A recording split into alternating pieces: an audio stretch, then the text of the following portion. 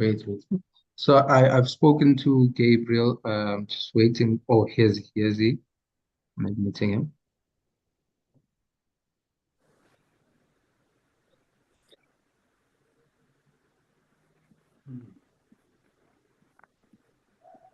Okay. Yeah. So everyone is in now. Hi, Gabriel.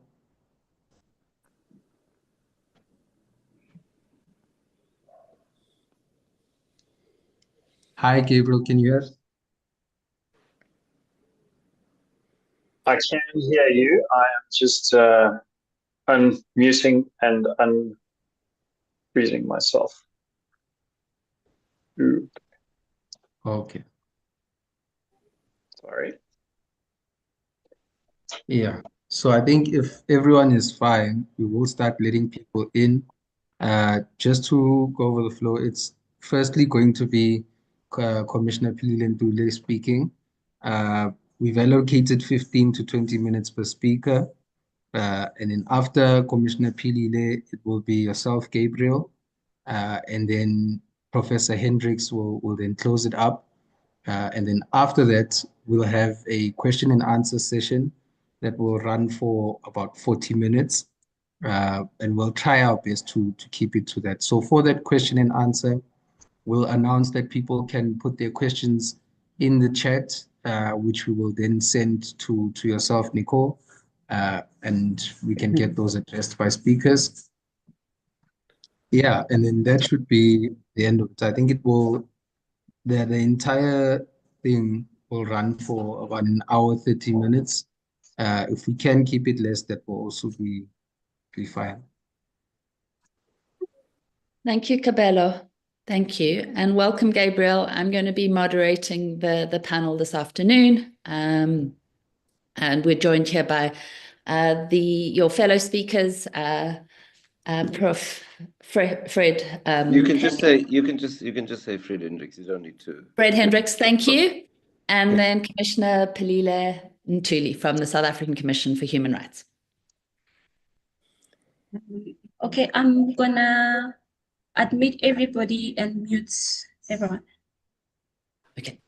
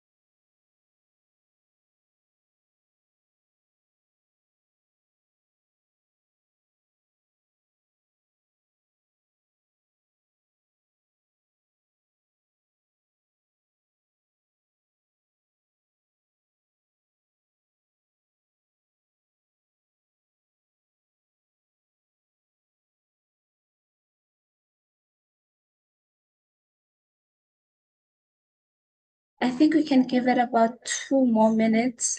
We'll start at 4 minutes past 3 to let everybody to get in.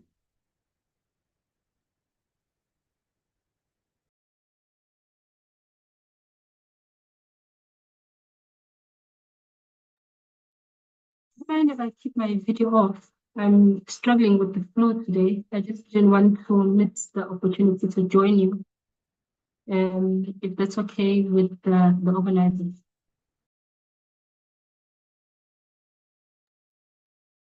Yes, I think it's okay. Um, yeah, we'll just need to explain to people before you start that the connection might be an issue on your side.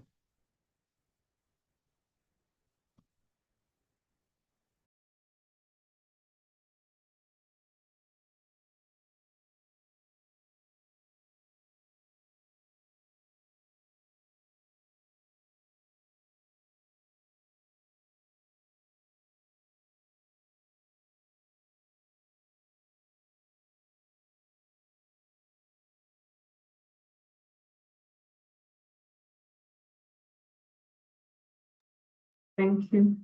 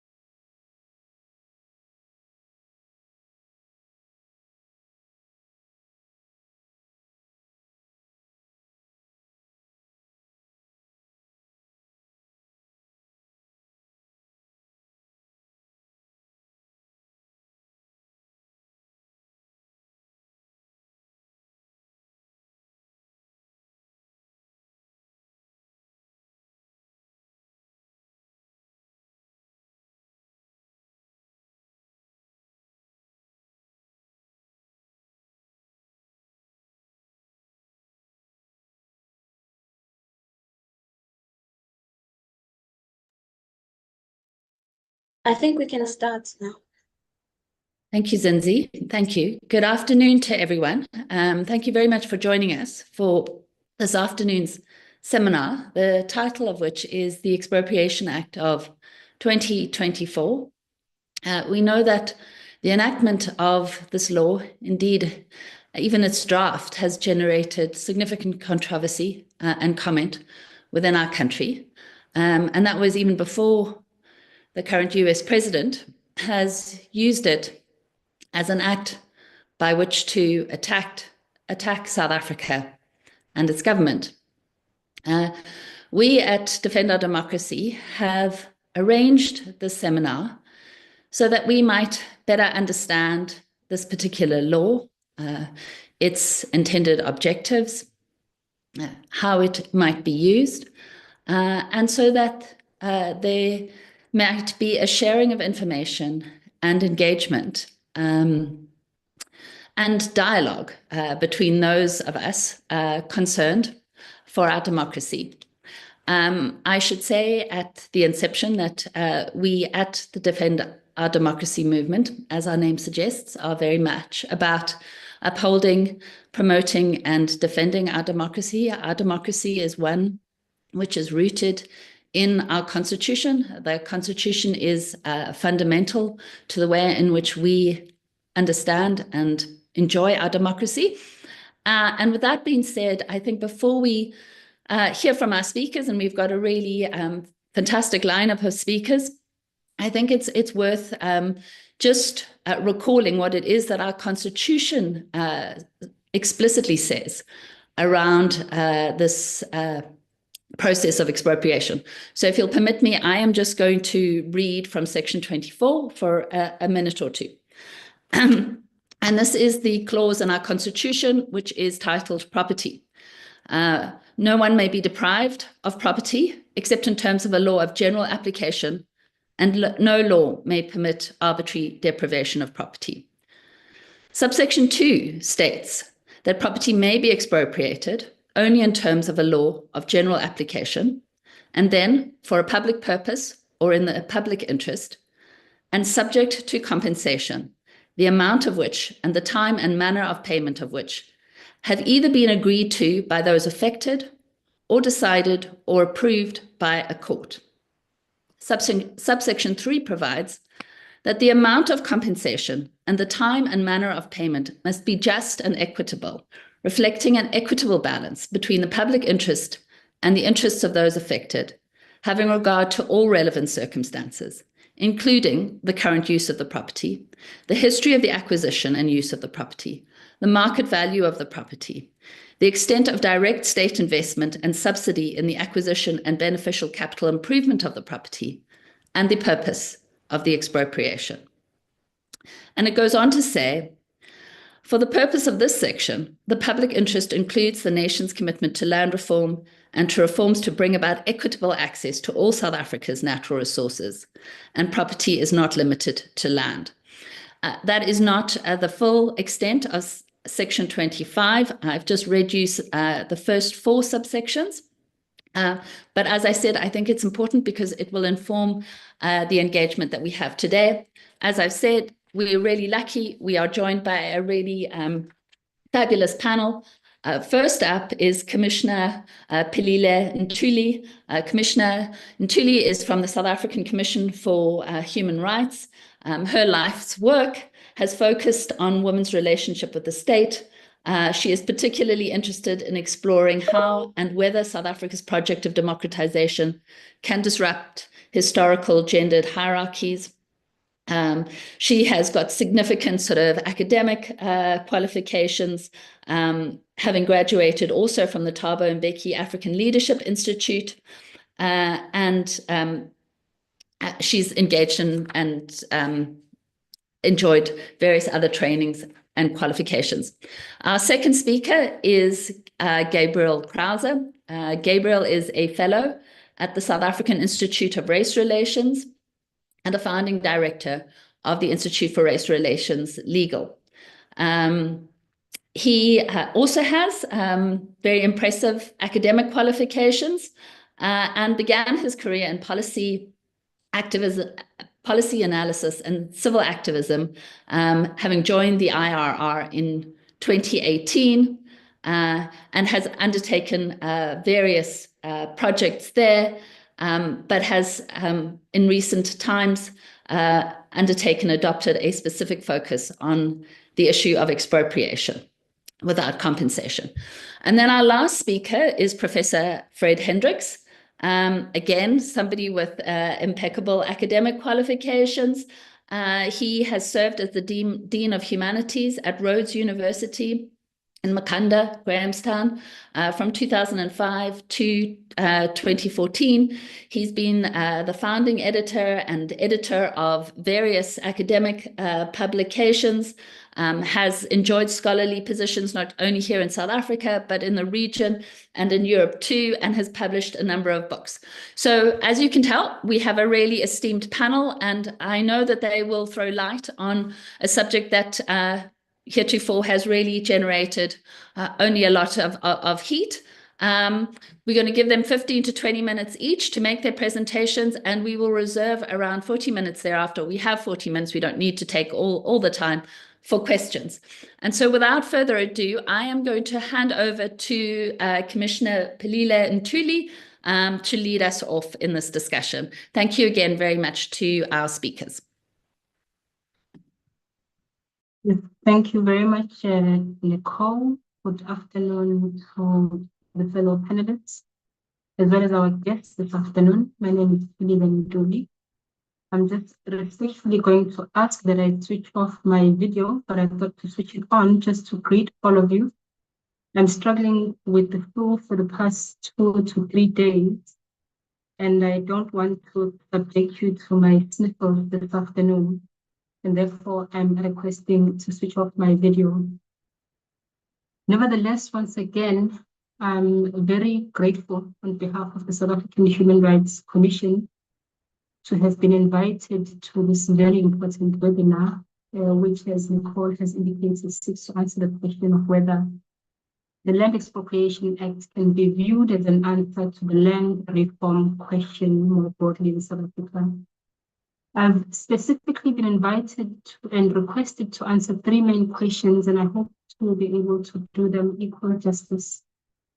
The first is to provide a historical context of land reform in South Africa. The second is to consider the Expropriation Act from the perspective of human rights. And then lastly is to draw linkages between land ownership or dispossession and human rights. And I hope to be able to do so within the appropriated 15 minutes. With regards to the historical context of land reform in South Africa, we are all by now aware that this is a matter that is deeply rooted in the legacy of colonialism, apartheid, as well as systemic dispossession of Black South Africans in particular. And the trajectory can be broadly understood through the following 4 phases. The first being colonial dispossession from around 1652 to around 1910. In 1652, as we may mostly be aware, this is when the Dutch East India Company established a refreshment station in the Cape, and this then began a process of land seizure from indigenous people, mainly and namely the Khoi, as well as the San people, who were the majority of persons which were located or settled in the Cape.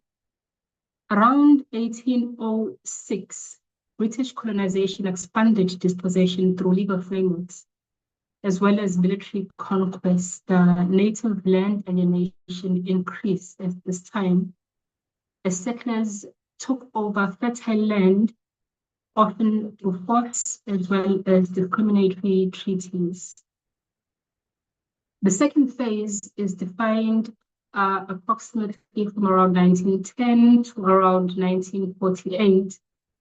And this was the unionization of South Africa, and land dispossession mainly was enacted through the 1930 Natives Land Act, which restricted Black South Africans to just about 7% of the land. It was later increased to 13%.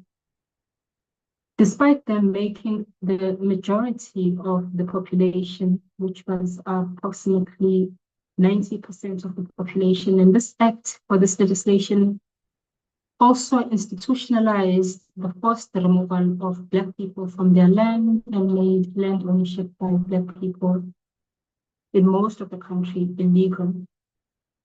During this phase, specifically in 1936, the Native Trust and Land Act was also promulgated, which expanded the reserves for Black people, but doing little to improve access to arable land. And this was the expansion from 7% to 13%. Then there was the third phase, which is commonly seen as the apartheid era, from 1948 to around 1994. And this was defined by an intensified or intensification of land dispossession through forced removals and segregation. The Group Areas Act of 1950, for example, and related laws enabled mass evictions from, in particular, urban areas, but other areas as well. Between 1960 and 1983, approximately that time, it's reported that about 3.5 million people were forcibly removed from their home and their lands. And then the last phase is the post-apartheid era, or the post-1994 era, which is marked from 1994 to present. And this is the era that saw the enactment of the 1996 Constitution, excuse me, which Nicole read from in her introduction. And this guarantees equitable access to land and addresses restitution and tenure reform. It's commonly understood that there are three pillars to land reform as per the 1996 Constitution. The one being restitution, which focuses on the return of land or provision of compensation to those who were dispossessed, particularly after 1913. And the second being restitution, which focuses on the transference of land to the landless and those who are poor for purposes of residence and as well as productive use.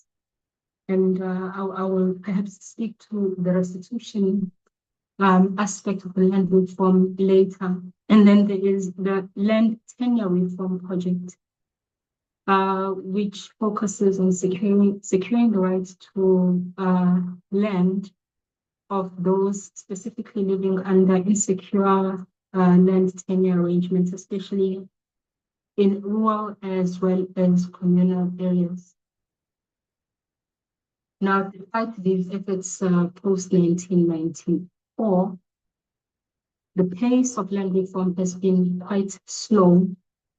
Unlike the pace in the previous 3 phases, the pace from 1994 has been slow.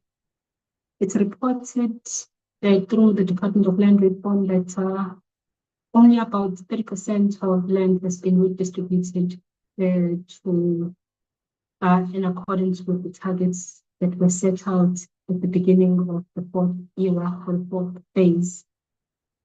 The land reform project has mainly been hindered by bureaucratic inefficiencies, underfunding, so-called elite capture, as well as post-settlement support for those who are able to successfully claim land. There has been significant and systemic challenges to them receiving post-settlement support. And this has led to some key tensions in the process. These include balancing restitution with economic productivity. And as a result of this, there has been calls, of course, increased for expropriation without compensation, which then have reignited debates over the constitutional framework for land reform overall. And the question, as we are seeing today, is whether the Expropriation Act on its own is a sufficient mechanism to be able to assist us in fast-tracking this very slow pace that we have seen in the 4th phase of land reform, drawing from these 4 phases that I have planned out. The legacy of unequal land ownership does remain a core challenge in addressing particularly poverty as well as inequality for the majority of South Africans. This then leads me to the second question that has been requested to answer, and this is the position of the South African Human Rights Commission with regards to the question at hand. Can I just pause here to see if you are able to hear me? I see Prof. Hendricks moving closer to his computer. Are you able to hear me?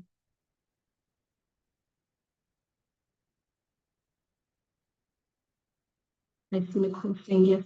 Okay, thank you so much. The South African Human Rights Commission has consistently emphasized that land reform is a human rights imperative that is aimed at redressing historical injustices, as well as promoting equitable access to land. We have in particular underscored that land reform is essential for realizing several constitutional rights.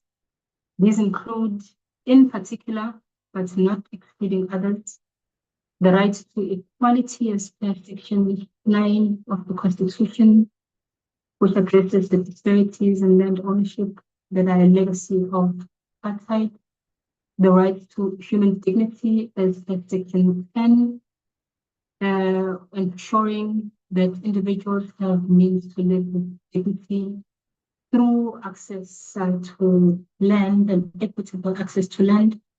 And then, of course, Section 25, access to land, which facilitates equitable access to land as mandated by the Constitution. In 2017, we released a report as the South African Human Rights Commission, highlighting the slow pace of land reform and calling for more effective measures to ensure equitable land distribution.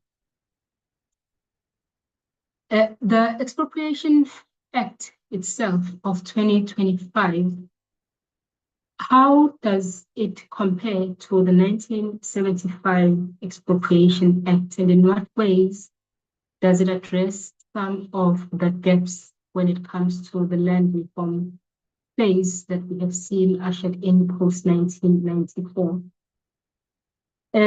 Although the 2025 Act, according to our assessment, purports to align the expropriation process with the Constitution, particularly Section 25, which allows for expropriation in the public interest with just and equitable compensation.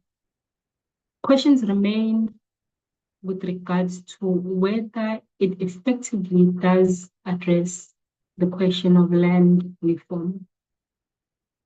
In the main, the 2025 legislation maintained 90% of its 1975 version. The key changes in the legislation include, in particular, an emphasis on process. And I think the speaker who comes after me is going to speak more in depth to the legislation itself. But just to touch on the key changes that are being introduced, the one being an emphasis, and some analysts have coined this an overemphasis on process for expropriation, requiring that expropriation be conducted lawfully with attempts to reach agreement, of course, with property owners before proceeding, and ensuring that each detail of each process or each level of the process is clearly spelled out in the legislation. And then, of course, the clause on compensation, mandating just and equitable compensation, considering factors like current use, the history of the acquisition, as well as market value. Although the South African Human Rights Commission does support land reform, we also emphasize the need to balance the rights of all parties involved during the expropriation process.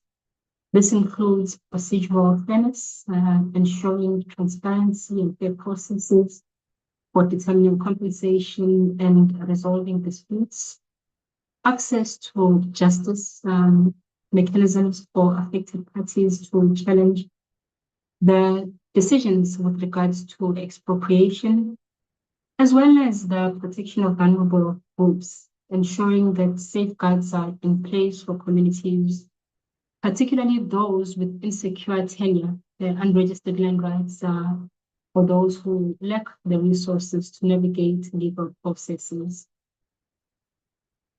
And this balance is a balance between land reform as well as human rights.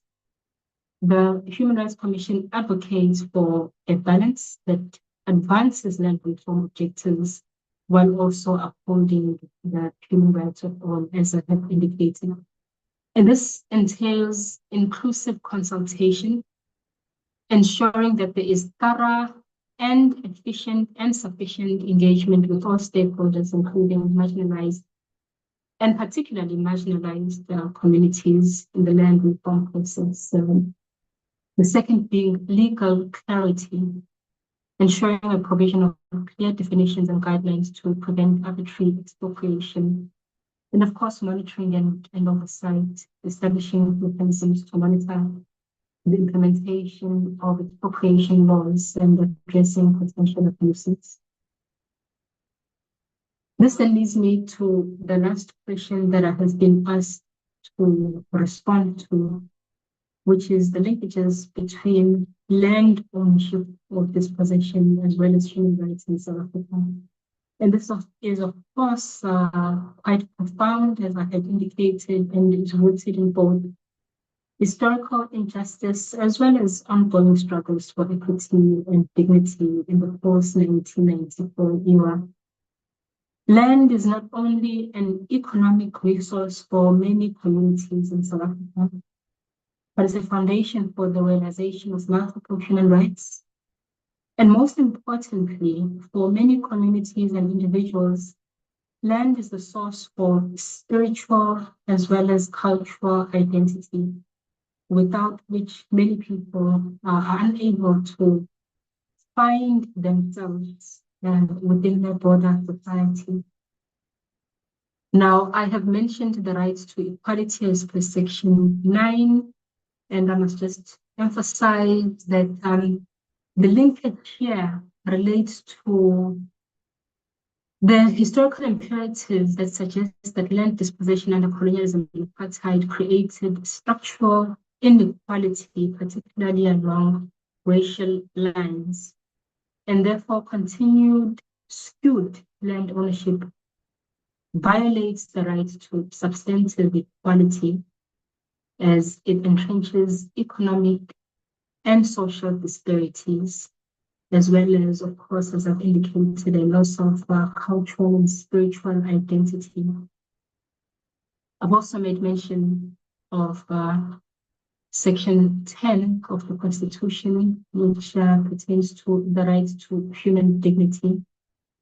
And as it relates to Section 10, dispossession stripped communities of livelihood and, as I've indicated, identity, cultural belonging, and therefore without access to land, many remain in poverty, cultural poverty, but also material poverty, which then leads to lives that are lived without dignity or absent of dignity, which then leads to the conclusion that restoring land rights or providing secure tenure enhances individual as well as collective dignity.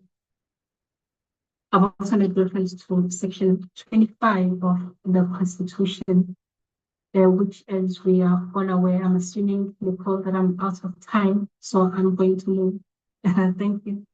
Towards conclusion, I don't mean to preach to the convicted. I think we're all aware of Section 25 of the Constitution, which balances the right to property with the need for land reform in the interest of historical injustices.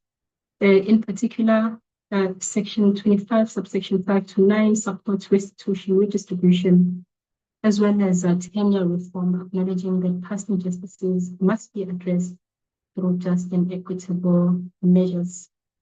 I must just also mention Section 26, which is the right to housing, Section 31, cultural rights, Section 24, environmental and developmental rights, which were mentioned by yourself, Nicole, during your introduction.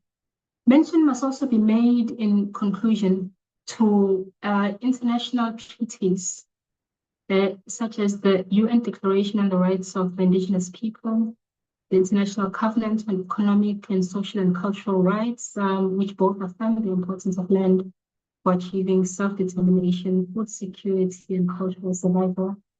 When we move more closer to the continent, to note is the African Charter on Human and People's Rights, which also affirms the right of people to freely dispose of their wealth and natural resources, including land.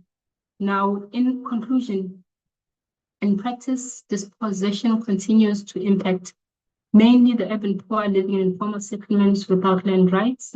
As we know, we're living in an era of rapid urban migration. It is said that in the next 10 years, about 77% of the population is going to have migrated to urban areas and have moved from rural areas.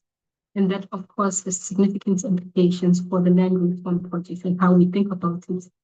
Rural communities also, particularly under traditional leaders who may not equitably distribute communal land. And lastly, and most importantly, women who often face additional barriers to owning or inheriting land despite constitutional protections.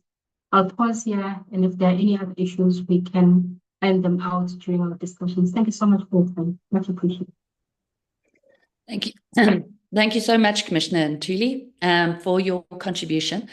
Without further ado, I'm going to hand it over to Gabriel Krause of the Institute for Race Relations. Thanks very much for joining us this afternoon.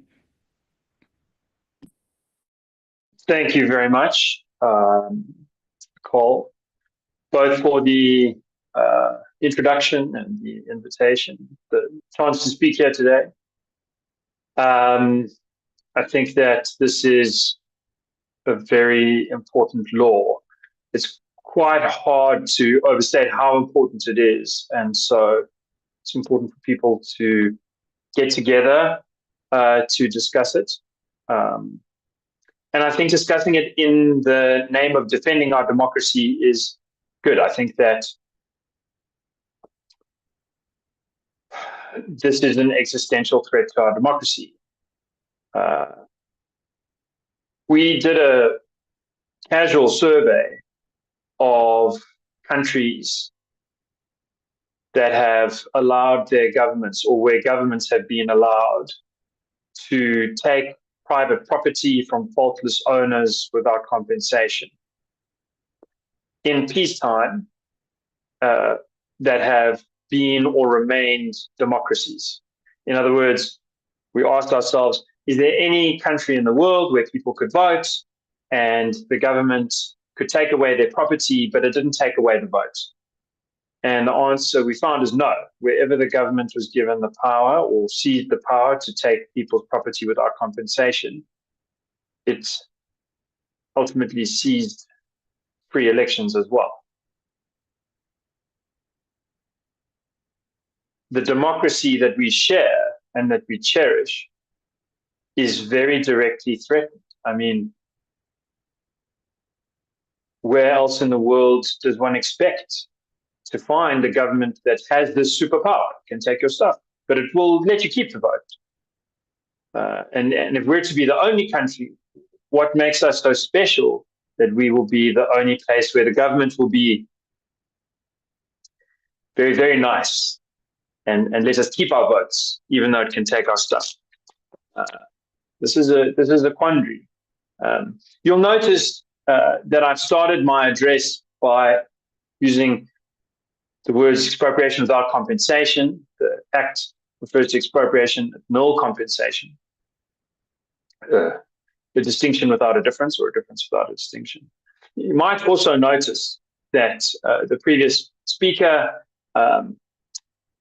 Lilian Truly of the Human Rights Commission, a constitutionally enshrined body, had a long talk and didn't mention expropriation without compensation at all.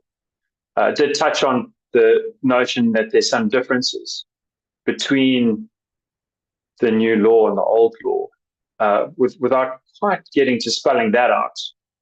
The controversies, she said, that were very important were some people saying this thing is too procedural. Of course, that's everyone has their own view. One of the ways that we at the Institute try to get over the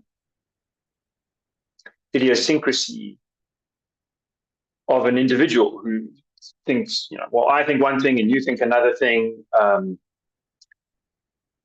is that very important? It is in a way, but it's helpful to try and get over ourselves as individuals, and in a democracy to really get a sense of what do most people think.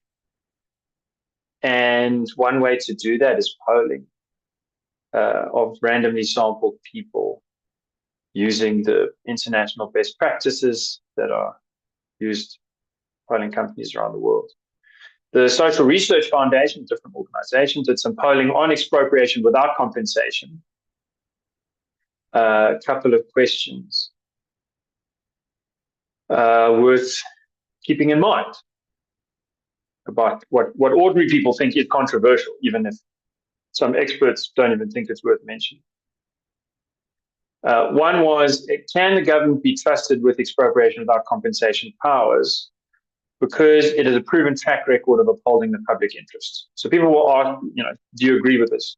Do you think you can trust the government to do this, to take some people's stuff without compensating them? And 30% said yes. And 60% said no. I'm rounding a little bit. There's margins of error. It was really 31% of respondents and 62% of respondents. But roughly speaking, around 30% said you can trust the government, and 60% said no, you can't trust the government. Then the next question was, do you think expropriation without compensation is a good idea? And again, around 30% said yes, it's a good idea economically, and 60% said no, it's not a good idea economically. And then people asked, do you think it'll hurt investment? And 30% said, no, it's not going to hurt investment. and 60% said, yes, it will hurt investment. So I think that shows that it's at least one of the controversies of this bill, or that this act, that it allows expropriation without compensation, because twice as many people think that will harm investment as the alternative view. Twice as many people think that's bad for the economy as the alternative view. And twice as many people think that you can't trust the government with such a power as the alternative view. I really think it's very helpful that Nicole began this by reading Section 25 of the Constitution. And I want to take 5 minutes here to ask you to think about the Constitution and whether the Constitution allows the government to take people's property without compensation. And people being faultless owners. So there's a couple of clues or clear indicators that the Constitution gives. The first one, maybe, that you want to notice is that Section 25(2) has this anchoring idea of agreement. So it says, compensation must be agreed between the parties or else ordered by a court. So there's something ideal about agreement. Would someone agree for their own property to be taken from them through no fault of their own, and a valuable property, without getting any compensation? No, that's crazy. No one would agree to that. You might agree to give something away, but not for it to be taken away by force without you getting anything in return. So the agreement principle is an anchoring one, and that speaks against no compensation for valuable property taken from faultless owners. The next thing to notice is the phrase just and equitable.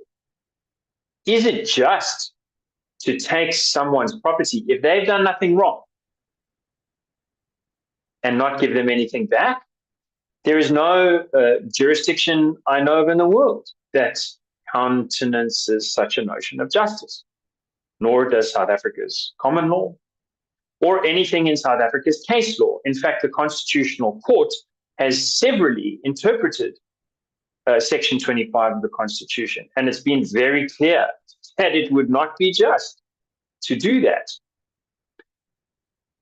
One way that the court has done so is by looking at Section 25(6) and 7. Now, those speak to equitable redress for people who were dispossessed or people who were either forcibly removed or else put in oppressive labor tenancy conditions during apartheid and the period that came thereafter. And what people suffered was inter alia expropriation without compensation, or expropriation for below market value compensation. And what the court has held is that that was unjust. People had to be compensated the market value or some amount to avoid financial harm. And where the apartheid government didn't do that, then they have the right to equitable redress. And the court equated that right to the Section 25(3) and 2 right to just and equitable compensation. So the court has said, in our system, just and equitable doesn't mean the government can't take your stuff away and financially harm you and say it's doing so in the public interest. It has to, if you have made no fault of your own, it has to keep you financially whole. How could it say anything different? So those words, just and equitable, mean you can't have no compensation for faultless owners. Okay, but you might say the government is running out of money. And it is true that some rights are qualified in South Africa's constitution by available resources. For example, access to housing, access to higher education. But other rights are not qualified. So if you go and read your Bill of Rights, sometimes it'll say the government has to do this within available resources. And other times it doesn't say that. And when it doesn't say that, that is meaningful. It means something different if it had said that. And when it doesn't say that, it means the government has to do it no matter what. For example, convicts, if you found guilty in a court of law, you have a right to appeal or review by a higher court. Convicts are very odious people. They're very unpopular. You can imagine in democracy, we're running out of money, budget crisis. We say, well, why are we wasting money giving these people a second bite at the apple? They've already been to court. They've already been found guilty. Why should we as the taxpayer, why should we fund them having another go? Let's save some money. Let's cancel the right to appeal or review. The Constitution doesn't allow that because it doesn't say within available resources people get that right. It just says they have that right. You have to give them that right. Likewise, you have to give people just and equitable compensation. There's no qualification by limited resources.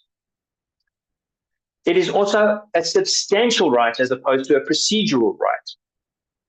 So Section 25(1) of the Constitution says procedurally, no one may be deprived of property unless it's by a general law that is not arbitrary.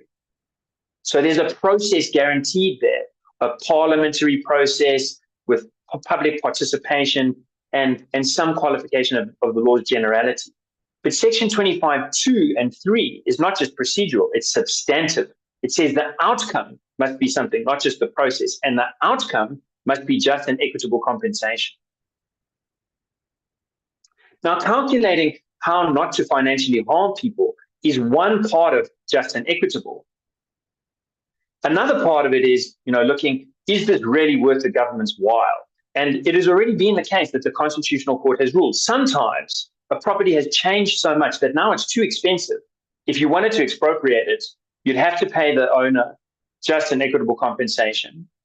And that would be protecting them from financial harm. So almost every case, that would be market value. But it's no longer worth it because this property is so much more expensive because it's been upgraded that it wouldn't suit the purpose of restitution or reform. And therefore, you must rather, to do equitable redress, give the people money who were dispossessed during apartheid. So that current use, historical use and acquisition, those kinds of factors they're not necessarily discount factors. They can be factors that explain why the deal can't go through and someone must get cash instead of an expropriation occurring.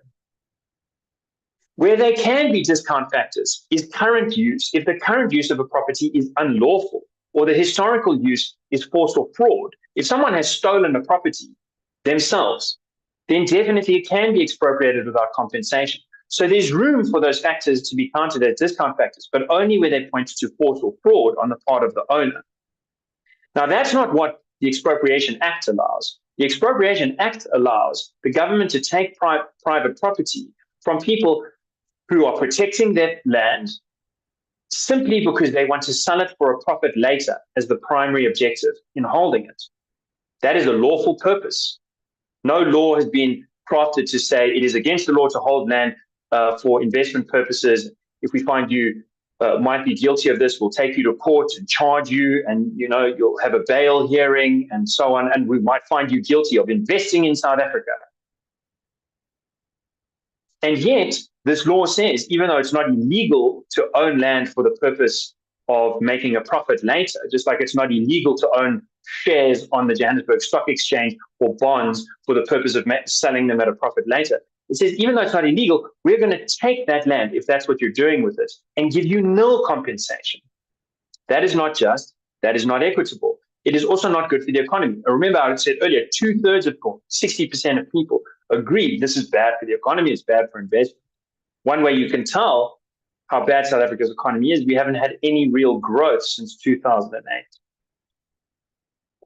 So if you look at the Constitution, it's totally inconsistent with this idea that you can have nil compensation for faultless owners. It's a different story if owners are at fault. If they've broken the law, it's a different story. It's also a different story if people abandon their land. But traditionally, in democracies that work, there are bright line rules for abandonment. In this law, it's very vague. Abandonment could come if you haven't been in your house over the weekend.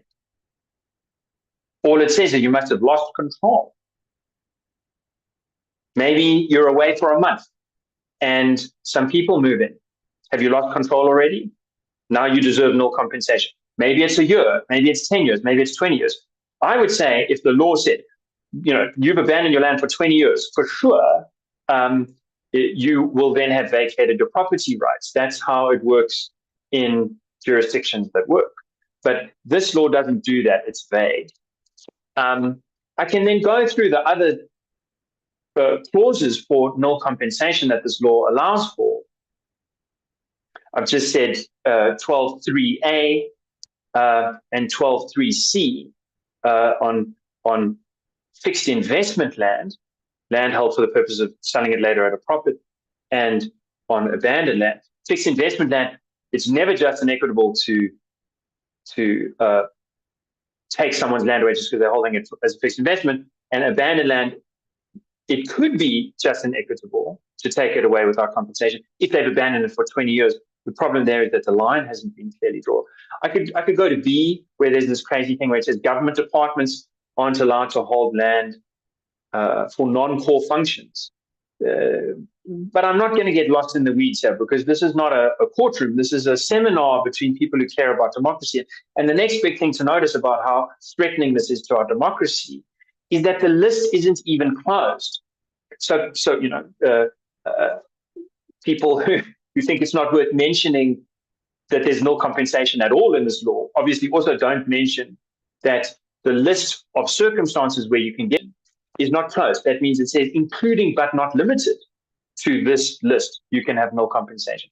That means there are circumstances none of us have dreamed up in which you might get no compensation for land.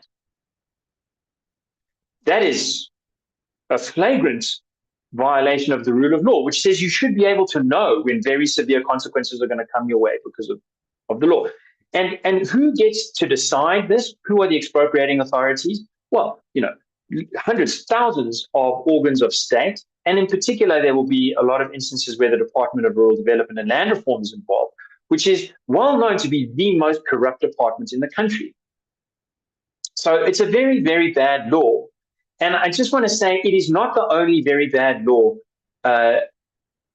touching on rural land in South Africa that literally threatens the existence of our democracy.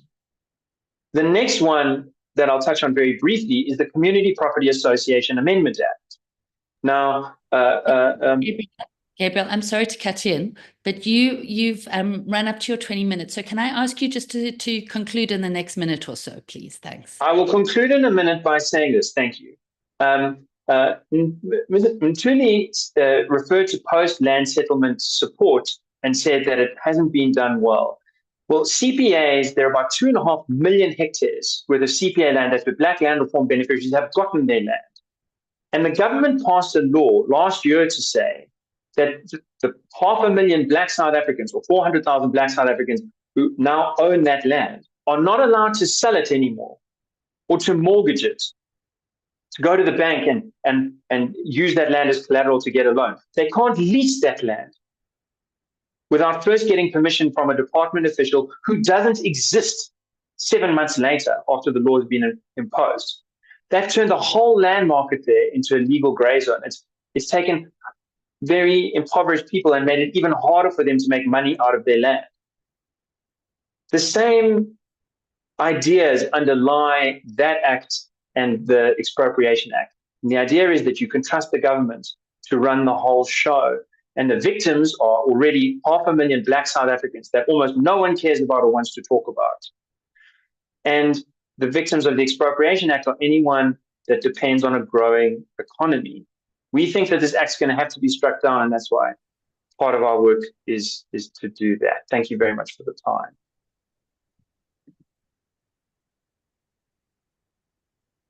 Thanks very much, Gabriel, for your intervention. Before I turn to our final speaker, can I just ask participants in the webinar, if you have questions, could you note them in the chat? They are then going to be passed to me as a moderator, and I will direct them at the speakers once we're done with the presentations. But without further ado, he said I can call him Fred Hendricks, but he is Professor Hendricks, and thanks very much for your time and willingness to make your presentation today.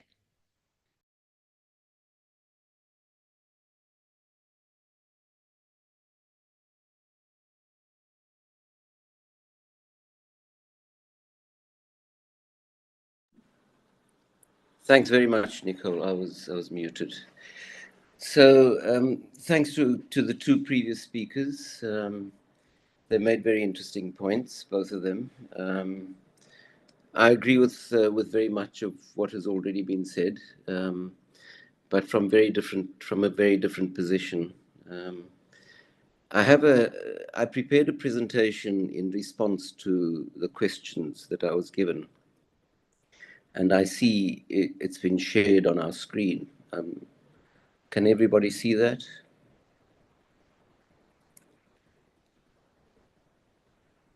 Hello, am I being heard? You are. Okay, so look, we've been asked about land expropriation, in particular this Act of 2024, and whether it's an answer to South Africa's land reform problems. The first thing that I'd like to do is to draw a distinction between expropriation as a concept and this particular act. And in my view, while expropriation may be a necessary part of a program of fundamental land redistribution, this particular act and the current political environment we inhabit are not answers to our land reform problems. I would like to just provide you with an historical precedent, and it comes from a very long time ago. It comes from ancient Rome. And this is what Plutarch said. Never did any law appear more moderate. I think you jumped a bit too far there. And gentle, especially being acted against so great an oppression and avarice. This was Tiberius Gracchi, his attempt at land reform in ancient Rome. Just to give you a sense that these things have happened millennia ago. He died in 113 BC, in the second century BC.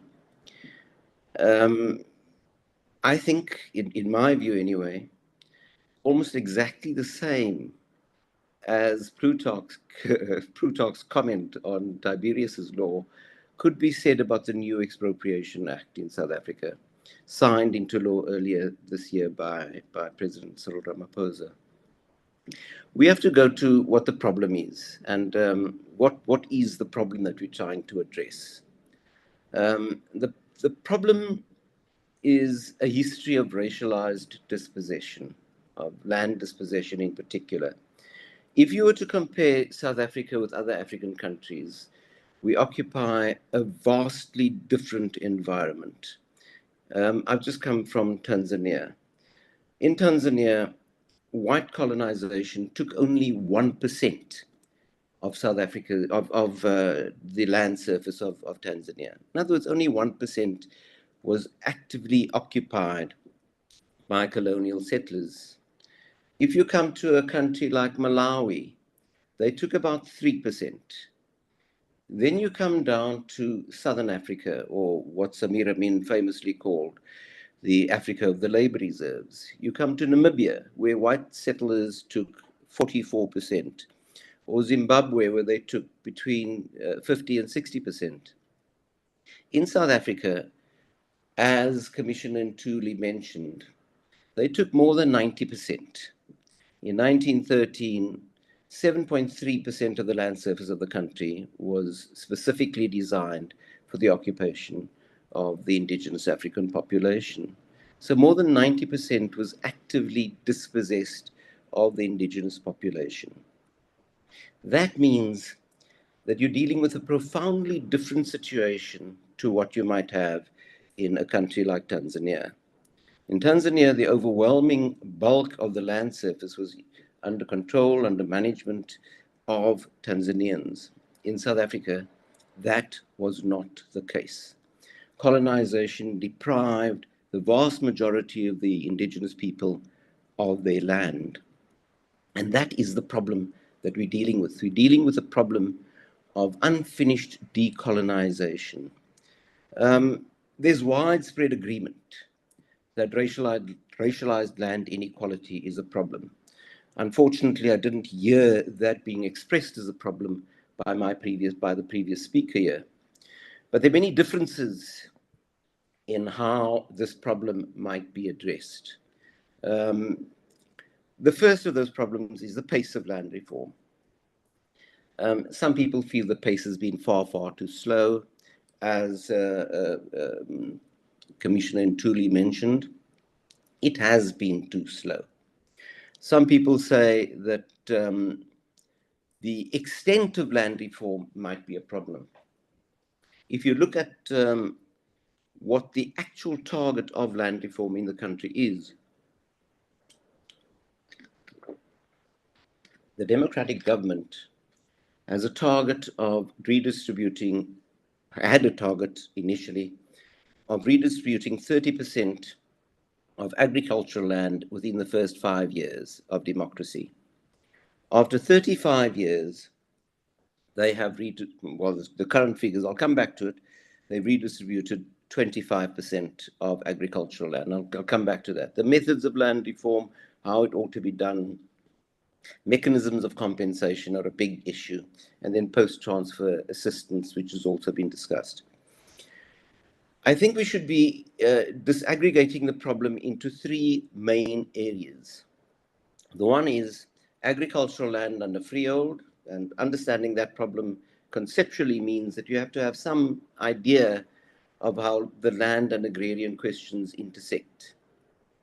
Essentially, the land problem is the problem of land inequality and how to deal with that. And in South Africa, that problem of land inequality is a particularly pernicious one because it coincides very much with a racialized division of land. Agrarian questions are much broader questions concerning the penetration of capitalism in the rural areas. So if you were to look at it very crudely, the land problem or land questions come from colonialism, agrarian questions come from capitalism. It means, of course, that the two are very closely interconnected in the South African situation. The second large area are the reserves. And the reserves have to be part of the conversation. As long as the reserves persist as they do in the current South Africa, because we've not dismantled them. They remained differentiated from the rest of the country by a separate form of land tenure and a particular form of local government. And so as long as you persist with reserves, it's going to be very hard to deal with the land question broadly within the country as a whole. And the third is the urban land. So land questions are not only rural or agrarian. There's also a very huge problem of urban land in South Africa as well. Since 1994, there have been very many different policy efforts to deal with this inequality. And they have managed, through restitution and redistribution, and also some private transactions, have resulted in the transfer of about 25% of formerly white-owned agricultural land to blacks, which means that today, 40,000 white farmers own 75% of this farmland, which constitutes about half of South Africa's total land surface. In other words, 40,000 white farmers own half of South Africa. That is a stunning statistic. It's a pernicious statistic. It's a statistic that we simply have to we have to deal with. As long as we don't confront it in a way which allows for a much more equitable distribution of land in the country as a whole, what is at stake is democracy itself. Because, look, as long as you have the possibility for the development of separate identities in this kind of way, I'll come back to that just now. But let me just say also that Section 25 of the Constitution, quite a number of people have spoken about that. I'll come back to this 75% of land later. But effectively what the South African Constitution was a compromise between black aspirations and white property. That's effectively what the Constitution amounted to. It provided a legal, because it effectively safeguarded the existing landowners in their property, as was very well articulated by the previous speaker. What it did is to provide a legal sanction for colonial land dispossession, and ensuring that any attempt at redistribution would become a very complicated and deeply litigious process. That's effectively what has happened. There are many examples. The example that I'd like to just give here is the example of the Dinkwani case in Mpumalanga, which was the first effort at expropriation under the previous act, under the previous Expropriation Act, the first expropriation order in South Africa. So just very briefly, the Dinkwani case. So the Dinkwani community purchased a piece of land in Mpumalanga, just outside Lydenburg. They paid £50,000 for it. It was in 1906. This was before 1913, when they were still allowed to buy land outside the reserves. In 1961, they were forcibly removed from their land without compensation.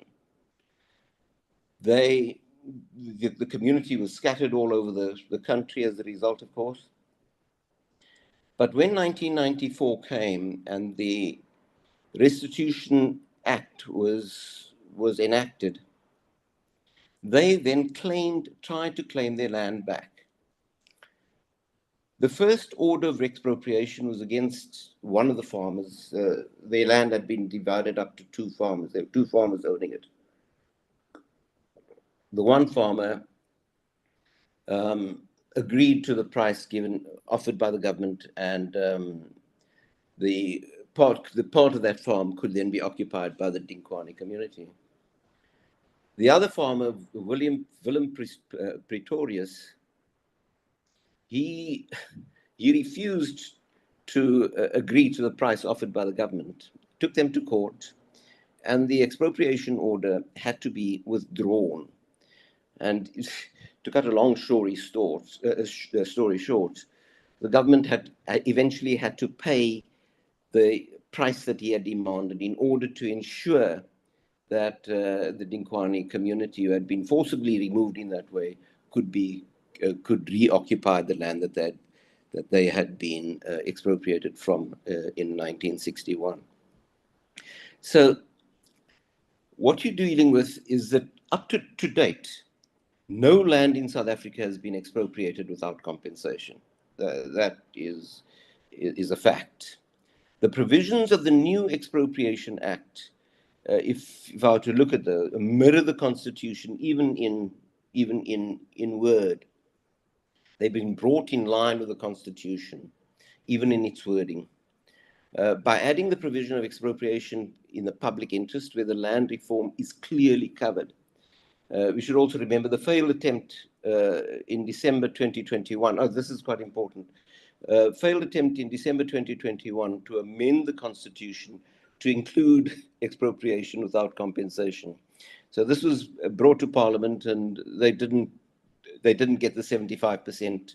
They didn't get the 75% necessary to change the Constitution. So the Constitution remains the same. You now try to come up with an Expropriation Act which has no compensation, and you can imagine that it's going to necessarily be enormously litigious. There's going to be an incredible amount of litigation about it. It's quite obvious that that's going to be the case. I was also asked to speak about the political implications of the Expropriation Act from both a domestic and foreign relations perspective. Now, the domestic perspective. What we have in this country is a deeply polarized society. James Gibson, for example, did a survey as well of 3,700 people. And he asked the question, or he put the statement to his respondents. Most land in South Africa was taken unfairly by white settlers, and therefore they have no right to land today. In response to that question, 8% of whites agreed. 8% of whites agreed that most land in South Africa was taken unfairly by white settlers, and therefore they have no right to land today. 85% of blacks agreed. You're dealing with an enormously polarized society, a racially polarized society. And one of the, for me anyway, one of the crucial points in that polarization remains the land question. In terms of, I'll come back to that as well. In terms of direct political implications, it's not shifted the needle in any particular manner, with the exception of the white rights attempt to broaden their apparent grievance by appealing to Donald Trump. The GNU remains in place, although the DA Minister of Public Works, Dean McPherson, made it very clear that there'll be no expropriation of land under his watch. I'm also asked to speak about the foreign relations perspective. Important to mention that all states have some or other law giving the government the power to forcibly acquire land owned by its citizens for public purposes or in the public interests, including the United States of America. Donald Trump established something called Mission South Africa, and this is what he said about it. If you can just move up, I can read what Donald Trump has said. Any farmer with family from South Africa seeking to flee that country for reasons of safety will be invited into the United States of America with a rapid pathway to citizenship. This process will begin immediately. We know that there are 40,000 white farmers in South Africa, yet about 70,000 white South Africans have responded to Trump's invitation. You can draw your own. It's important, I think, to move away from the simplistic either-or understanding of Afrikaners. Max Dupree and the Beterreinders do not see AfriForum and Solidarity as representing them at all. And I really liked the last few articles that Max Dupree has been writing on this particular question. While the racialized material inequalities in South Africa act as a form of spatial barrier to a unitary imagination of the South African nation, there are still powerful voices in favor of an inclusive national future for South Africa. There are huge problems here because you're dealing with a deeply corrupted state. So conceptually, for example, for me, I would prefer a state-driven form of land reform, but you can't trust the state because the state is corrupt, and we have to say that. Otherwise, we're looking the evidence in the face. In terms of the 2024 Act's provisions as compared to its predecessor, I think you need to just a little bit of historical background here. The Portfolio Committee on Public Works withdrew the expropriation bill. It's been coming a long time. This is 2008. The department issued a statement in support of the bill at the time. It was eventually passed last year and signed into allowing for nil compensation, which is also the decisive change from the previous law. The overall impact, though, for me, is far more at an ideological, even kind of emotive level, rather than anything to do with fundamental land redistribution. The threat of expropriation without compensation lies at the heart of the matter. But the facts of the matter, facts of the matter are That is, it is so utterly circumscribed as to make it difficult to accomplish in practice. It will be mired in litigation and complex legal processes. In conclusion, given the manner in which the entire legal framework of the state has been set up, I doubt very much that the new Expropriation Act will be effective in speeding up the transfer of land to blacks. Land reform is in essence a state-driven program, and relying on the market for it to happen means that we're merely tinkering with the problem instead of addressing it. And yet, if we have a state that is so rotten as ours is, then you can't rely on them to ensure that proper land reform is going to happen anyway. So you are in a real catch-22 situation. Having said that, I must also say that we do live in a country that does still uphold the rule of law in so many other different ways. I've just come from a conference on academic freedom in Tanzania, and the violations of people's everyday freedoms are so profound, and we've not reached that kind of level yet. Thank you very much. Thank you very much, Professor Hendricks, for your presentation. We now have some time for questions. The format is that I, as the moderator, am going to direct those questions to the speakers. Let me just say this at the beginning of the question process. I mean, we've extended this invitation. There obviously is a lot of debate and controversy around this issue. People are going to disagree, but we have sought to engage in this with the idea that we can disagree in a manner that doesn't impugn people's motives, resort to ad hominem attack. And I should say, you know, me as the moderator directing the questions is not to prevent that. It's just the best way that questions can be channeled. So I'm not going to articulate all the comments and questions that have been put on here, but where there are genuine questions, I am going to direct them to the speakers. Can I just make this first assurance that we as DOD will make a recording of this webinar available to everyone who would like that. So that will be available. Professor Hendricks, there have been several questions, requests for your presentation. And so if you are inclined to make that available to us, we at DOD will also circulate that to all participants. With that being said, let me, if you can bear with me, I'm going to go in sort of questions of 3 and direct those to the speakers. So there is a question. This one is to Gabriel. You made mention of a survey that was undertaken by the Institute for Race Relations. And I think that this was specifically in respect of the Expropriation Act. And there is a question on the chat which asks, to what extent did that survey reflect the demographics of South Africa? That's question number 1.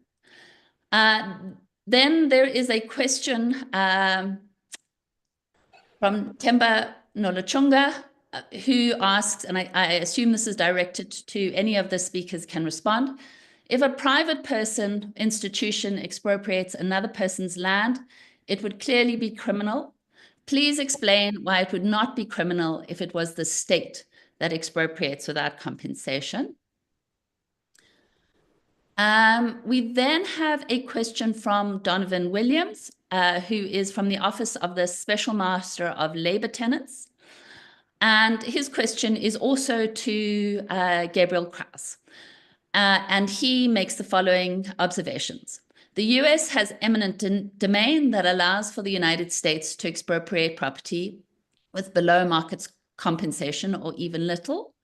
In the United Kingdom, it's called compulsory compensation. Most democratic countries where the right to vote exists have similar powers when like public interest, public purpose, or the acquisition of assets related to illegal activities, allow for expropriation. So why has he concluded that expropriation is followed by the taking of one's right to vote? And I'm going to leave it. I'm going to ask, let me see if there is one more question to everyone.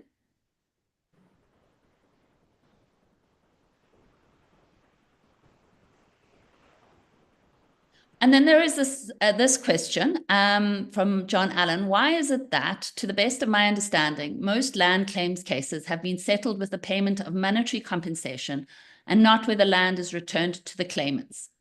If these communities wanted land, why did they not rather take the land? Do these same original landowners face the prospect of expropriation without compensation as well? So it is now 4:20. I am going to ask each of the speakers, to the extent that they would like to respond with no more than 5 minutes, and then we will take another set of questions, if that's okay. I'm going to start with you first, Professor Hendricks. Okay, and I'll start with your last question. Why didn't they take land? Why didn't they take money? Why did they take money rather than land with the restitution cases? Why were so many restitution cases settled by cash rather than with land? The main problem here is it's like a forced sale, so to speak. You're dealing with people that are desperately poor and having a small plot of land or money that can assuage some of their poverty.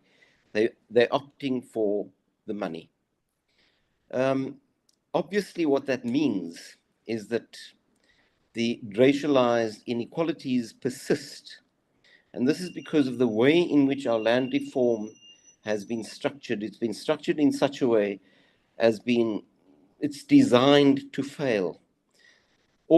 Most of the restitution cases have failed. Because most of them have resulted in turning sometimes functioning farms into townships. Unfortunately, that's been the reality of what's happened with restitution.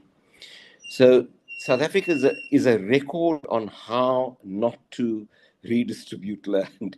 It's been a monumental failure from top to bottom. Whether you're dealing with redistribution, which has been a dead letter from the start, or whether you're dealing with restitution, which has had some success, but some success in redistributing land, but very little success in ensuring that the land is productively used after it's been transferred.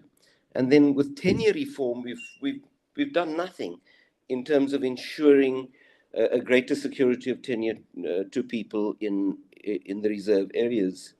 So we failed in terms of land reform in every aspect of land reform. Here and there have been people who have benefited from a transfer of land and who are farming effectively. And I applaud those people, but they are a very small minority given the broad thrust of the country as a whole. Thank you. Thanks very much. Gabriel, would you like to make a response to some of those questions? Thank you very much. Can I just start by saying, Professor Fred pointed out that I might be getting this wrong, that I hadn't condemned white supremacist land grabs during the colonial era and apartheid. I condemned them. They were terrible.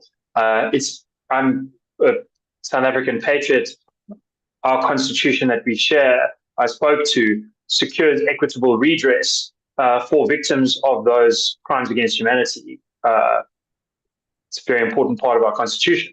And the reason it's there is because it was unjust in the first place for people to be dispossessed. On the questions, so we're on the same page there, which is really good. On the question of the survey, very helpful question. Thank you. Just a correction on so much has been said.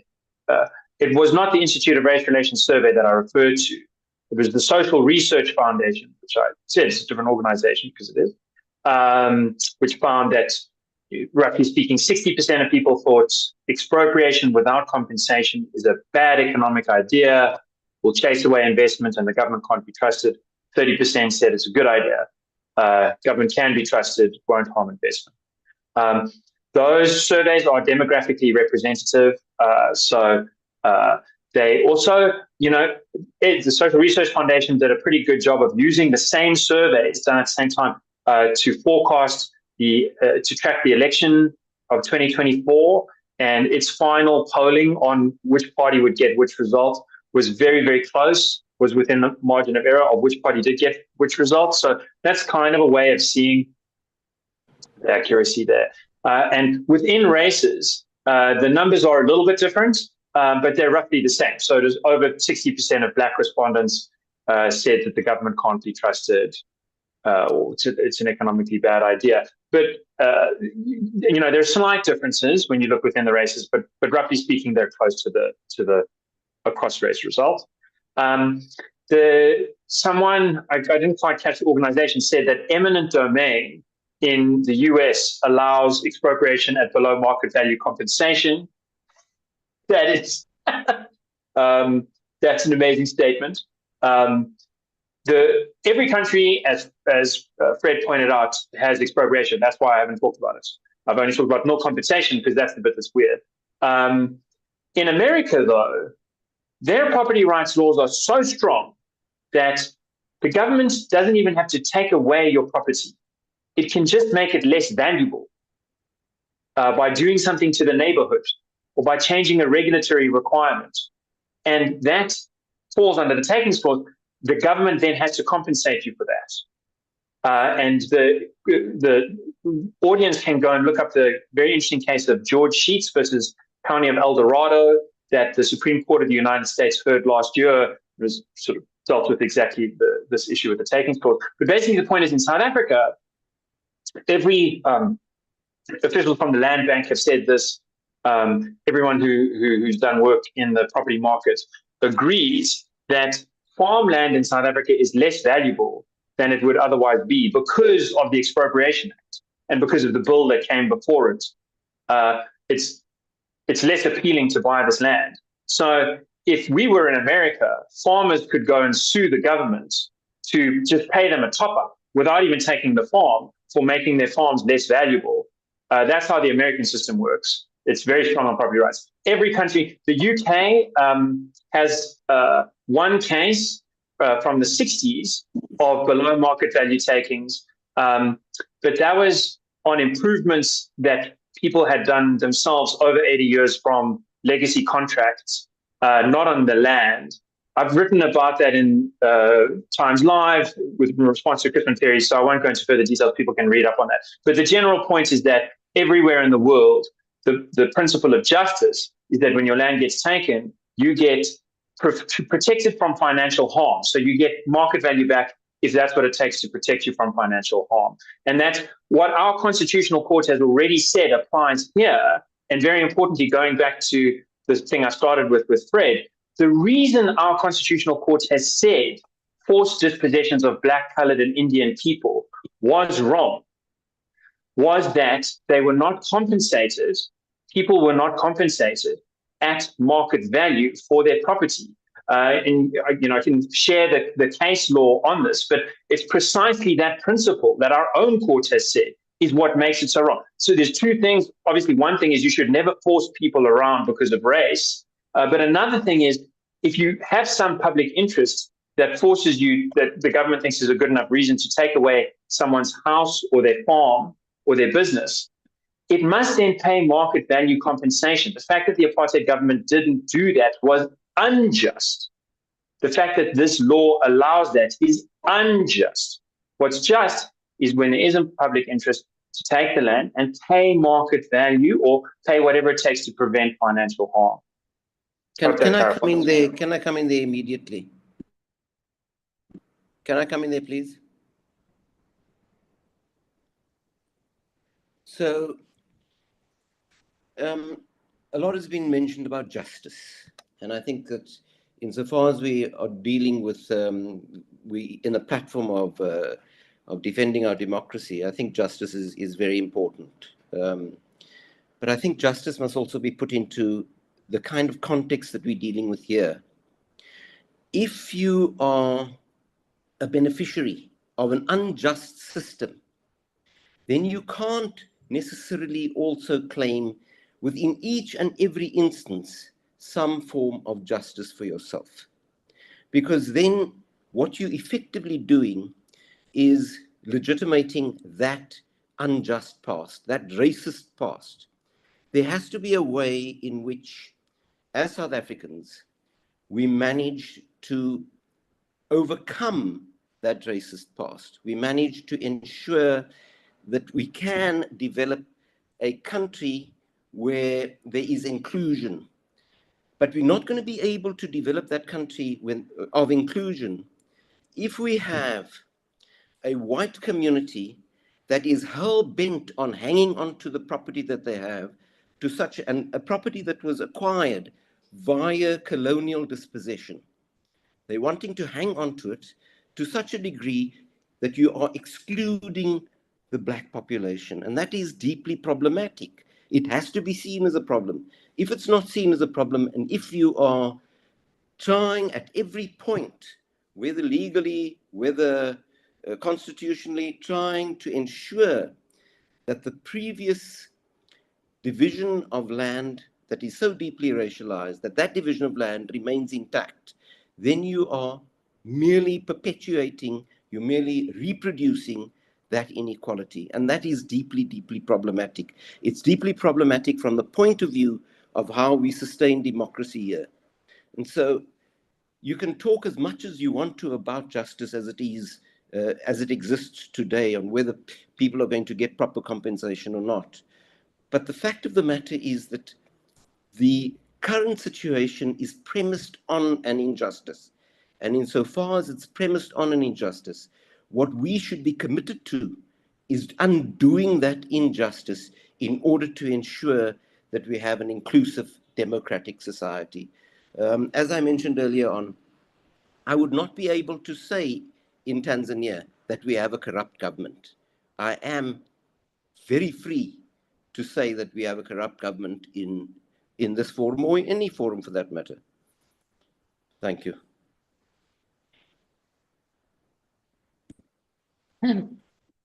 Gabriel, can I give you, was there another question that you wanted to respond to? I'll give you another minute before I ask Commissioner Thuli to respond.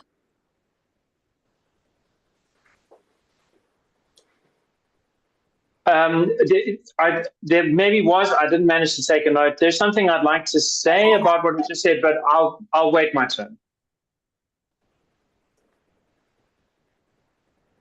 Thank you.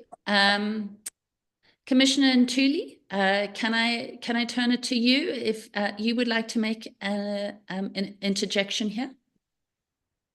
Very much, Nicole. And thank you to Prof. Kendricks for his contributions this afternoon. In conclusion and in response, I think that we need to have an appreciation for the fact that we are dealing with two separate concepts. We are dealing with the one concept, which is expropriation, and the other, which is land reform. And these are two separate concepts that we are trying to, in this discussion, make sense of their interrelatedness as it pertains to the 2025 Act. As it pertains to the land reform concept and program in South Africa, we are agreed that the state, at least insofar as the fourth phase, in terms of the iteration of the 4 phases of land reform that I have spoken to, the fourth phase and the state's responsibility during the fourth phase has dismally failed. The state has failed in addressing the issue of historical dispossession of land. And as a result, the expropriation process is being conflated. And this is a result of multiple factors, and mainly a marketing campaign being led by both the state and in many ways groups that are represented by Mr. Krauss and others. Why do we say that this is a result of the conflation, is a result of a marketing campaign? We need to make a distinction between the symbolic value of the Expropriation Act and its actual impact. In terms of the symbolic value, there is a political discourse driven by, we would have heard the submissions of Mr. Krauss. We also have heard in many parts of the state a political discourse that seeks to position the Expropriation Act as the instrument for the transformation of property relations and land reform in South Africa. But a close reading of the Act suggests otherwise. It suggests, in terms of its impact, it's 90% a repetition of its 1975 iteration. The significant difference that it makes is to make a distinction between expropriation, one, for public purposes, and two, in the public interest. Now, when it comes to expropriation for public purposes, this is something that's not new in the legal landscape, not just in South Africa, but globally. States globally use the instrument of expropriation for public purposes when property is needed for building roads, for public infrastructure such as hospitals and schools. This is the instrument that is used, the expropriation. Where the conflation is tending to happen in South Africa is when it comes to in the public interest, because this is then seen as in the interest for land reform. And this is historically a motive subject that is highly polarizing. On the one hand, you hear a very defensive sense, especially from the beneficiaries of unjust laws prior to 1994, who present a view that suggests that expropriation equals confiscation of their land. Whereas the act in itself is, as I have indicated, is highly procedural. What it does is it builds layers and multitudes of safeguards, which on its own challenge and question the extent to which it can be seen as an instrument to fast-track land reform, especially noting the three arms of land reform and their individual failures.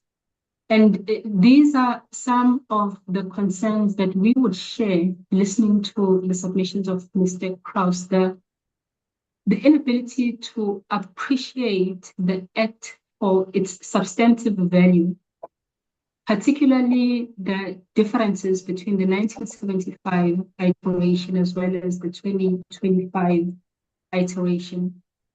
In terms of the procedural mechanisms, the act indicates that the state needs to, one, send a notice of intention to ensure the suitability of the identified land for expropriation. There are significant approvals that are needed from local government all the way up until the responsible minister. There's a negotiation process, there's an appeals process. The expropriated party has a right to object and so forth. I see your camera is coming on, which means that I've run out of time. But most importantly, and perhaps in conclusion, in terms of Section 12 of the Act clearly spells out the circumstances under which property can be expropriated without compensation. And none of these seem to be appreciated for those who want to conflate these two concepts of expropriation and land reform. So the position that I would want to leave this engagement with is, one, an emphasis on the need to separate the two concepts so that we are able to deal with the state's failure at land reform as a separate entity to the process of expropriation, and to agree with Dr. Hendricks that certainly the Expropriation Act cannot and should not be seen as a mechanism for effective land reform. Thank you so much. Thank you so much, Commissioner Ntuli. We are now sort of heading to wrap up. So I am going to put several questions to the speakers and to give them a sort of final chance to engage with those questions before we wrap up. So first to Commissioner Ntuli, we have a question and a comment from a participant here, which goes as follows. In my area in Wattville, we have a satellite police station building that was allegedly sold by the Public Works Department to a private individual who now claims compensation if the community needs the police station. Old people in the area have difficulties traveling to Actionville Police Station to access police services. The community needs the satellite back. How best can we use this act to regain the building, or is the South African Human Rights Commission able to assist? To Gabriel, you've outlined several concerns with the Expropriation Act, but what alternative approach would you propose to address historical land injustices while protecting property rights? Again, to Commissioner Ntuli, what specific metrics would you recommend to evaluate whether the Expropriation Act is successfully advancing human rights outcomes?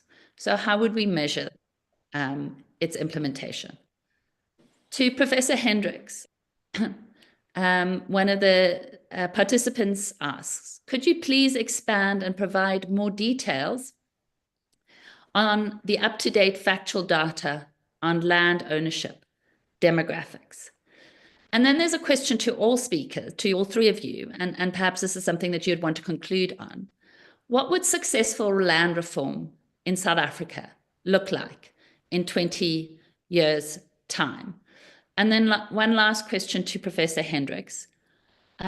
Would it be realistic to suggest that the concern with the Expropriation Act by government is political rhetoric to attract votes rather than serious intervention, given the limitations of the Act and the limitations in capacity of government?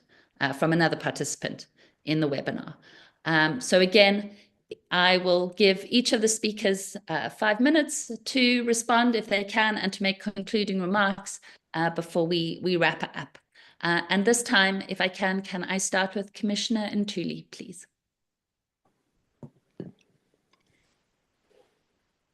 Thanks so much, Nicole. In fact, I had browsed through some of the questions, and in my response, I did make an attempt to answer some of the questions. The one with regards to the police station, I have sent out an email address for my office, and I'm going to request that a formal inquiry be sent to my office, and we will certainly want to address that. All of these issues need to be dealt with on a case-by-case basis because of the importance of context under which they occur, and therefore it will be important for us to, prior to responding in a substantive manner, have an appreciation for the context within which this case has occurred. So I'm going to request that an inquiry be sent to that email address, and we will certainly respond as soon as possible. Now, with regards to the evaluation of whether the Expropriation Act is successfully advancing human rights outcomes, particularly as they pertain to the human rights implications of land dispossession, I was also making an attempt to respond to this by inviting us to separate these two concepts as a starting point. Because by doing so, then we can have a clearer appreciation for the continued deprivation of particular rights. The longer that the state fails to meet its constitutional obligations in terms of the land reform programs and projects, the longer that it also suspends the achievement of particularly the right to equality under Section 9 and the right to dignity under Section 10, and of course, Section 25 and other related rights, the right to housing, indigenous rights under Section, and cultural rights under Section 31. I must also just make an emphasis, and it would be remiss of me if I didn't make the emphasis between the different ideological perspectives and approaches between the colonial approach as well as the indigenous approach. For many indigenous communities, the relationship to land was less commodified than it was cultural and spiritual. And in terms of the colonial frame and the colonial framework, land in itself is a economic commodity. And carrying these ideological differences to the post-1994 era has perhaps been one of the major contributors to the challenges that we face in properly addressing the question of land reform. And this is my attempt to also answer the question about what land reform looks like in the next 10 to 20 years. Until and unless we deal with the reality that for the majority of communities who were dispossessed of their land, the land was less an economic commodity than it was a central aspect of identity formation, both cultural and spiritual identity. And the dispossession of that land was also a dispossession of those identities. Whereas for a colonial approach, this is a completely different paradigm that becomes very different to understand.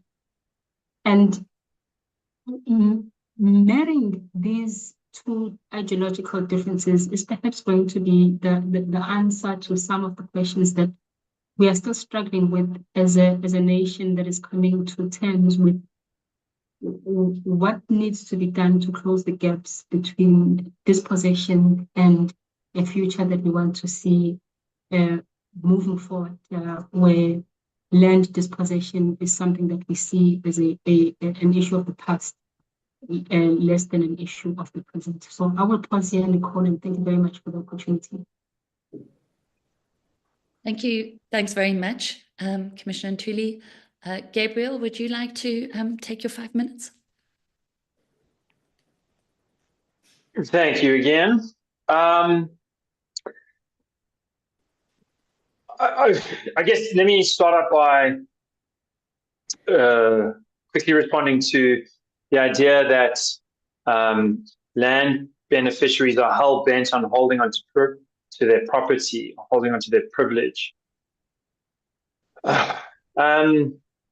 Most property owners in South Africa are Black. The property rights that the Constitution protects are equal and indivisible for all owners. One of the concerns is that in weakening property rights, this act weakens the property rights of Black people, people who've been oppressed by apartheid, their families, for a century, then get a new dispensation. 30 years into it, property rights are watered down again. Now, I mentioned the CPA Amendment Act, 2.5 million hectares of land in the hands of 500,000 Black landowners through the land reform system. No one's asked me a question about that, unfortunately. I think not enough people care about these 500,000 Black South Africans whose property rights have been eroded, as I said very clearly, because now the law says they're not allowed to sell their land, lease their land, or mortgage their land. You know, it's worse than that. I didn't get a chance to get to 12.3D of the Expropriation Act, the D or E, which is the one that says land that has received state subsidy, which exceeds the value of the land, can be taken without compensation. That covers almost every single hectare owned by these Black land reform beneficiaries, because according to official data from the Department of Rural Development and Land Reform, 95% of those farms are now dysfunctional, meaning they're worth less than they were when they were bought by the government and given to people who were dispossessed. I shouldn't say given, I should say returned to the rightful owners. But unfortunately, the CPA system doesn't work very well, partly because of government intervention that is inept and corrupt. And so there are mass failures in terms of crop management, fence management, managing felt. And so the land is worth less. Almost all of that can be now expropriated without compensation. No one else outside of the Institute of Race Relations seems to care about that, because no one else, even when it's mentioned, seems to address it. It is very serious. It's a very serious fact that our Constitution protects all our property rights. And when you weaken any of those rights, you weaken it for everyone. And that is particularly harsh for the majority of property owners who happen to be Black, given our history. Now, what is the alternative approach? Tim Cohen, of the Daily Maverick, business editor, did an estimate that it would cost 85 billion rand to buy every farm and at market value and hand that over. 85 billion rand, if you took that in our budget of roughly 2 trillion rand a year and you did that over 5 years, it'd be like 1% of the total budget. It's a tiny little fraction. We've already spent 60 billion, and if you account for inflation, we've already spent probably 100 billion rand in today's money on cash payouts to land reform claimants and to buying at market value farms and then handing them over to land reform claimants. So continuing the process, however far it has to go, 95% of the 80,000 land claims that have ever been made have already been satisfied. There's only 5,000 left. So every single one of those claims, assuming none of them are bogus, which we know some are bogus because courts have found it, but even if all 5,000 of them are legitimate, the government can afford to pay for it. Not the government, we, as taxpayers. I want to pay for it. When I hear people are hell-bent on protecting their privilege, you want to take some lonely farmer, take her whole property with no compensation. I hear a big problem in our thinking as Democrats in this country. I would like to pay more tax if it means accelerating the land reform situation. Everyone who wants no compensation is hell-bent on protecting their pocket and trying to isolate one lonely person in the countryside and have them pay the whole cost. Our Constitution doesn't stand for that. Our Constitution says, if you want to do this thing, we all have to pay together, which makes perfect sense because we're all in it together. That's what being a South African means. That's how the Constitution was drafted and agreed upon. And that's why most South Africans want to protect the Constitution. So the alternative approach is to complete land claims at market value. Is that going to solve every problem? No, it's not. The biggest problem in South Africa is unemployment. Black unemployment has doubled in the last 20 years. The economy hasn't grown since 2008, since I finished high school. That's why people like me in their 30s, I don't own any land. I live in a country where it's very hard to accumulate capital.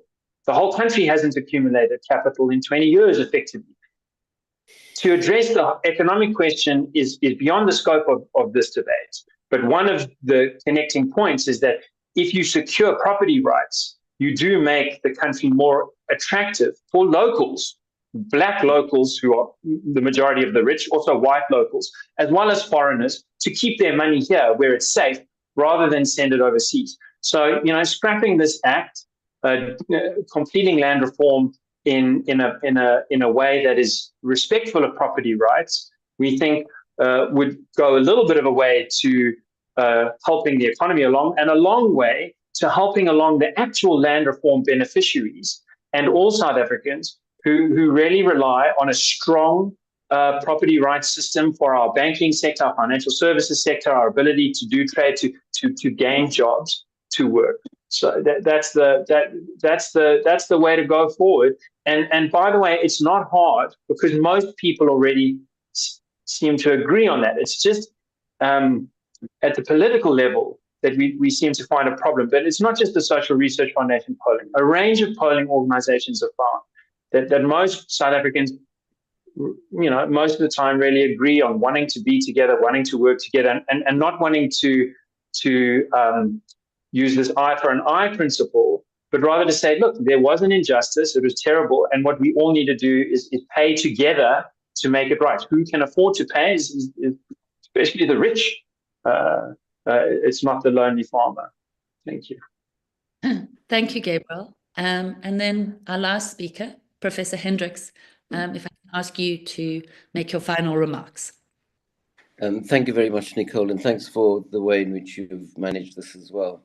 In terms of the demographics, it's obviously quite difficult to do that because our deeds office does not record the race of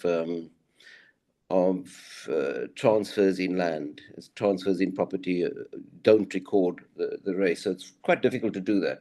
But overall, just to these are the kind of ways in which some people have tried to look at it. So we've got 122 million hectares in the country as a whole.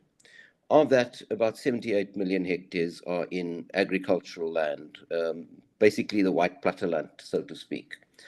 Of that, according to Cyril Ramaphosa, 25% has been transferred into black hands, which means, as I mentioned, that about 40,000 white farmers own, because this comes out to about 50% of the land surface of the entire country.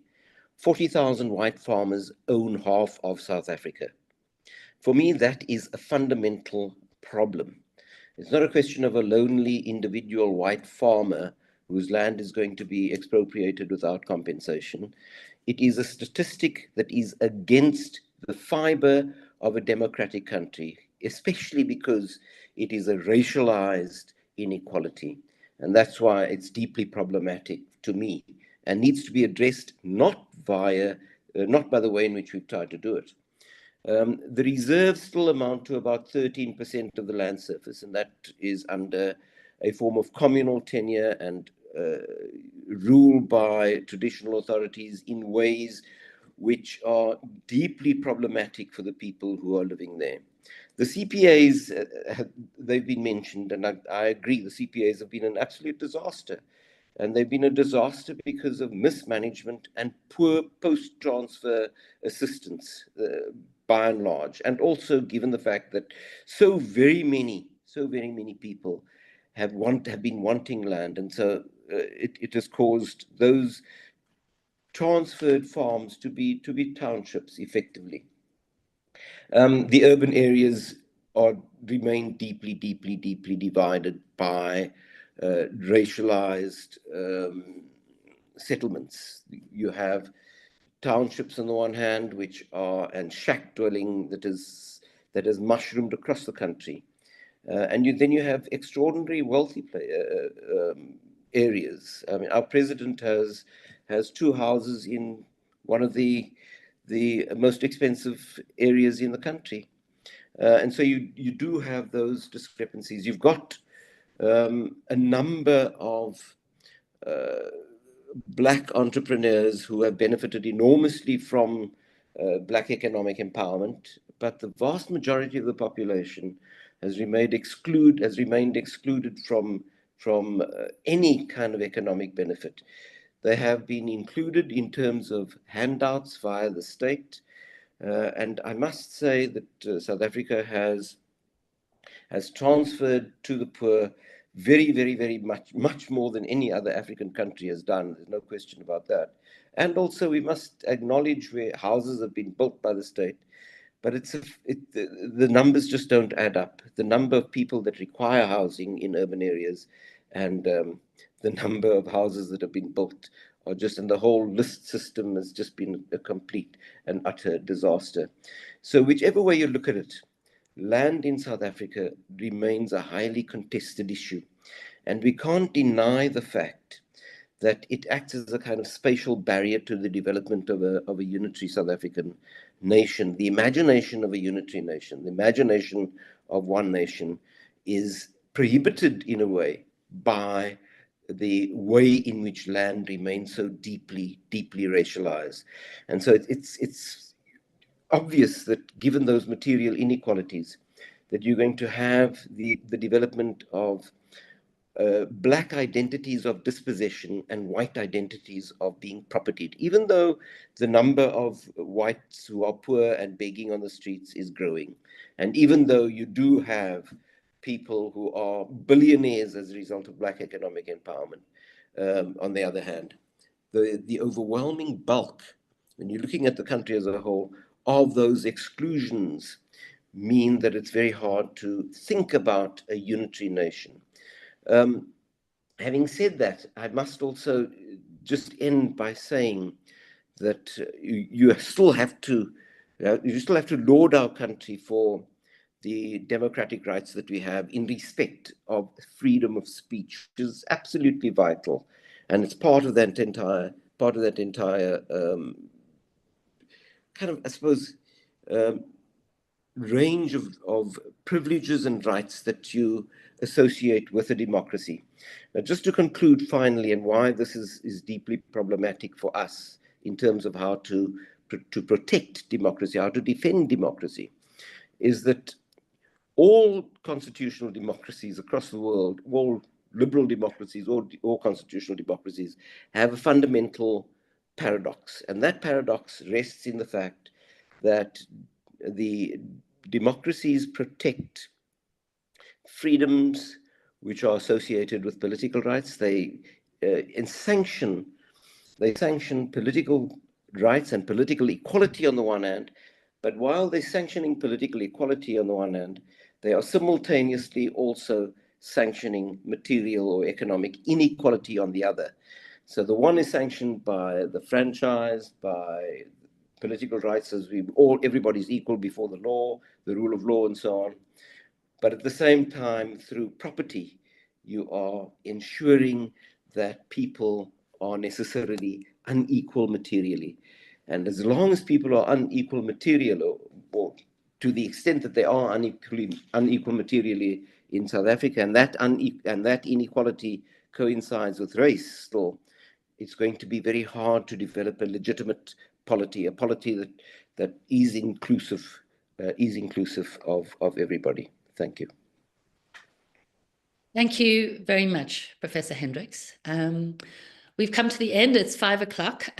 So we are going to sign off. Just to remind you, we'll make a recording of this webinar available to everyone. We will also, with Professor Hendricks's permission, make his presentation available. I want to take these last few minutes to say thank you to our speakers for being so gracious in offering us their expertise, their thinking on an issue that evokes passionate, fervent response that is complex historically and intellectually, and has left us with much to think about. To borrow from some of Professor Hendricks's thinking, I think this webinar has left us with lots of rich material to imagine our constitutional democracy and what our nation looks like, rooted in a constitutional democracy, and what this issue of land and land equality must mean for us as a constitutional democracy rooted in the southern tip of Africa. So thank you very much to everyone for participating. And from Defend Our Democracy, thank you for making this webinar the success that it was. And we will see you soon with further webinars. Bye-bye. Bye-bye. Bye.